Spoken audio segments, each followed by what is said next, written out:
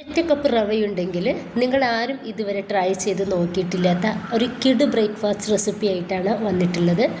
നല്ല ഹെൽത്തിയാണ്, നല്ല ടേസ്റ്റിയാണ്. ഇതുണ്ടാക്കുന്നത് എങ്ങനെയെന്ന് കണ്ടു നോക്കാം.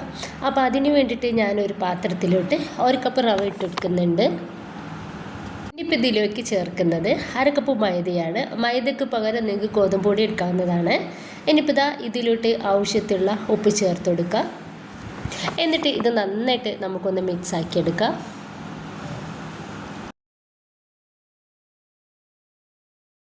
ഞാനിവിടെ എടുത്തിട്ടുള്ളത് 1 കപ്പ് തൈരാണ്. ആ 1 കപ്പ് തൈരിൽ നിന്ന് ഒരു അരഭാഗത്തോളം ഞാനിതിലോട്ട് ഒഴിച്ചെടുത്തിട്ടുണ്ട്.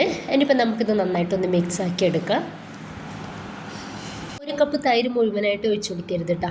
കുറേശ്ശെ വേണം ഒഴിച്ചു കൊടുക്കാൻ വേണ്ടിയിട്ട്. നമുക്ക് നല്ല പുളി വേണമെന്നുണ്ടെങ്കിൽ ആ 1 കപ്പ് മുഴുവനായിട്ട് എടുക്കാവുന്നതാണ്. അപ്പോൾ ഞാനിപ്പോൾ 3/4 കപ്പ് തൈരാണ് കേട്ടോ അതിലേക്ക് എടുത്തിട്ടുള്ളത്. 1/4 കപ്പ് ഒന്ന് മാറ്റി വെച്ചിട്ടുണ്ട്. എന്നിട്ട് കൈ വെച്ചിട്ട് തന്നെ നമുക്കിത് എല്ലാതും കൂടെ നന്നായിട്ടൊന്ന് മിക്സ് ആക്കി എടുക്കാം. ഞാൻ ഒരു 1/2 കപ്പ് വെള്ളം എടുത്തിട്ടുണ്ട്. ആ ഒരു വെള്ളം കുറേശ്ശെ ആയിട്ട് ഇതിലേക്ക് ഒഴിച്ചെടുക്കും ചെയ്യുന്നുണ്ട്.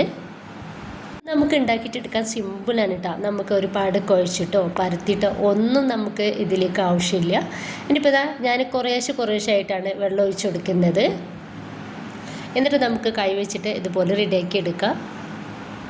അത്യാവശ്യം നല്ല തിക്നെസ്സിലാണ് നമുക്കിത് വേണ്ടത് കേട്ടോ. ലൂസായിട്ട് പോകരുത് ഒരിക്കലും. അതാണ് പറഞ്ഞത്, വെള്ളം കുറേശ്ശെ ഒഴിച്ചു കൊടുത്തിട്ട് കുഴച്ചെടുക്കാൻ വേണ്ടിയിട്ട്.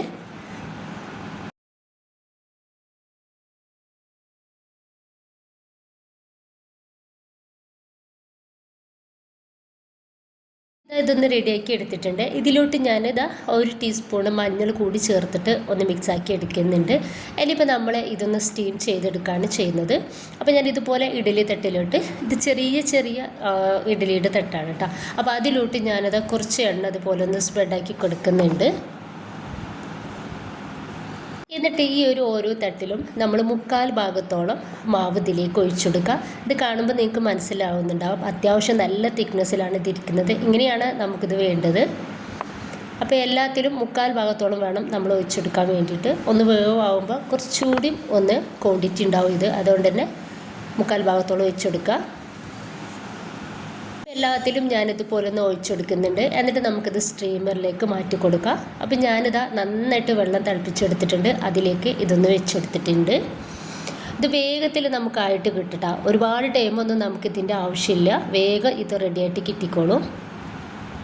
5 മിനിറ്റ് മതി നമുക്കിതൊന്ന് വേവായിട്ട് കിട്ടാൻ വേണ്ടിയിട്ട്. അപ്പോൾ ഈ ഒരു സമയത്ത് ഇത് വേവായിട്ടുണ്ട് കേട്ടോ. അപ്പോൾ ഞാനിത് ഇതിൽ ഒന്ന് എടുത്ത് മാറ്റുന്നുണ്ട്.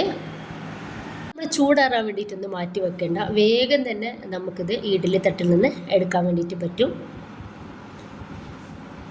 അപ്പോൾ നന്നായിട്ട് തന്നെ ഒന്ന് റെഡിയായിട്ട് കിട്ടിയിട്ടുണ്ട്.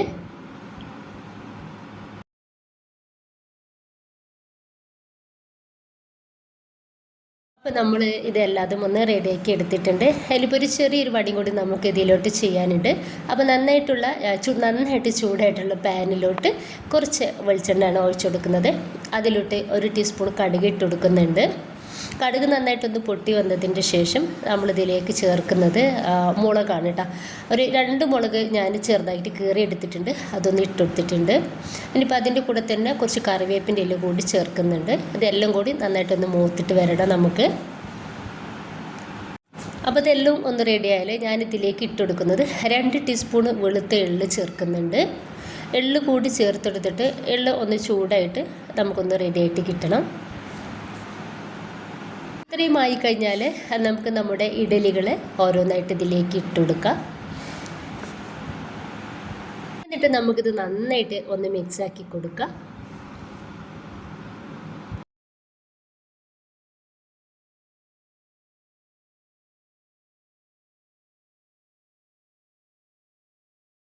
നന്നായിട്ടൊന്ന് മിക്സാക്കി കൊടുത്തിട്ടുണ്ട്. ഇനി നമുക്കിത് 2 മിനിറ്റ് ഇതുപോലെ ചെറിയ തീയിലിട്ടിട്ടൊന്ന് മൂടി വെക്കാം. കൂടുതൽ സമയം വേണ്ട, വെറും 2 മിനിറ്റ് മതി. അപ്പോൾ ഇത്രയേ ഉള്ളൂ. നല്ല ഹെൽത്തിയാണ്. നമ്മുടെ കയ്യിൽ എപ്പോഴുമുള്ള ചേരുവകൾ മാത്രമാണ് നമ്മൾ ഇതിലോട്ട് ചേർത്തിട്ടുള്ളത്. കുട്ടികൾക്കൊക്കെ സ്കൂളിലേക്ക് കൊണ്ടുവിടാൻ വേണ്ടിയിട്ട് പറ്റിയ ഒരു അടിപൊളി കിടു റെസിപ്പി തന്നെയാണിത്. അപ്പോൾ അതെല്ലാവരും ഒന്ന് ട്രൈ ചെയ്ത് നോക്കുക. ഇഷ്ടമായിട്ട് നിങ്ങളുടെ എല്ലാ സപ്പോർട്ടും ഉണ്ടാവുക. ഇൻഷാ അല്ലാഹ്. ഓക്കെ.